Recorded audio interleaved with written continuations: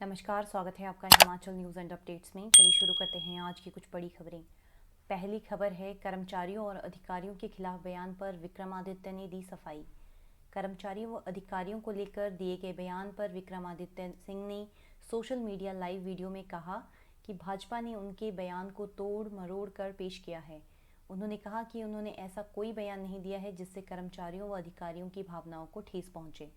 उन्होंने इसके लिए भाजपा के आईटी सेल को दोषी ठहराया। उनका वीडियो पूरी तरह से एडिट कर लोगों को भ्रमित करने के लिए भाजपा द्वारा किया जा रहा है, ये विक्रमादित्य सिंह का कहना है। विक्रमादित्य सिंह ने स्पष्ट किया है कि उन्होंने कभी भी अधिकारियों या कर्मचारियों के खिलाफ कोई ऐसी टिप्पणी नहीं की है जो उनकी भावनाओं को ठेस पहुंचाता हो, जैसे कि भाजपा दुष्प्रचार कर रही है। दूसरी ओर बयान को लेकर मुख्यमंत्री जयराम ठाकुर ने कहा है कि वह एक विधायक है और उन्हें यह समझना चाहिए कि वह क्या बोल रहे हैं। वह यह भी कह रहे हैं कि उन्होंने बहुत सारी सरकारें देखी हैं, तो हो सकता है कि उन्होंने अपने पिताजी के समय की ही सरकारों का जिक्र किया हो, क्योंकि वह तो पहली बार ही विधायक बने हैं। जयराम ठाकुर ने कहा कि सरकारी कर्मचारी और अधिकारियों का हिमाचल के विकास में बहुत बड़ा योगदान है। अगली खबर है, सुबाथू का जवान पंचतत्व में विलीन। जम्मू कश्मीर में अपनी बहादुरी का परिचय देते हुए देश के दुश्मनों को मौत के घाट उतारने वाले शौर्य चक्र विजेता नायब सूबेदार जगतराम रविवार को पंचतत्व में विलीन हो गए। रविवार को पंचायत बदोखरी में दयोज गांव के सैन्य सम्मान के साथ परिजनों ने उनका अंतिम संस्कार किया। उनके अंतिम संस्कार के दौरान अंतिम घाट में उनकी बहादुरी के किस्से गूंजते रहे। वर्ष 2005 में जम्मू कश्मीर के ऑपरेशन पीर के दौरान उन्होंने दुश्मनों को मौत के घाट उतारा था और इस बहादुरी को देख 2005 में राष्ट्रपति रही डॉक्टर APJ अब्दुल कलाम ने उन्हें शौर्य चक्र भी प्रदान किया था। उनके पुत्रों ने जानकारी दी कि सेवानिवृत्त होने के बाद उनके पिता पिछले कई दिनों से अस्वस्थ चल रहे थे और रविवार को उनका घर पर ही निधन हुआ। उन्होंने कहा कि देश के लिए सेना में उनकी बहादुरी के किस्सों से पूरे परिवार को उन पर गर्व है। अगली खबर है, ब्रिटिश नागरिकों की बंदिश से हिमाचल के पर्यटक को झटका।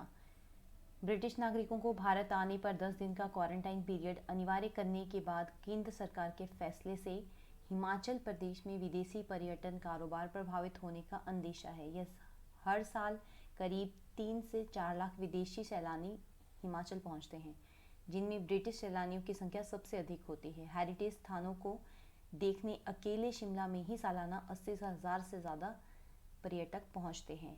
कोरोना के मामले बढ़ने के बाद मार्च 2020 से प्रदेश में विदेशी सैलानियों का आना पूरी तरह से बंद है और विदेशी सैलानियों से जुड़े होटल, ट्रैवल और गाइड जैसे लोगों का काम पूरी तरह से ठप हो चुका है।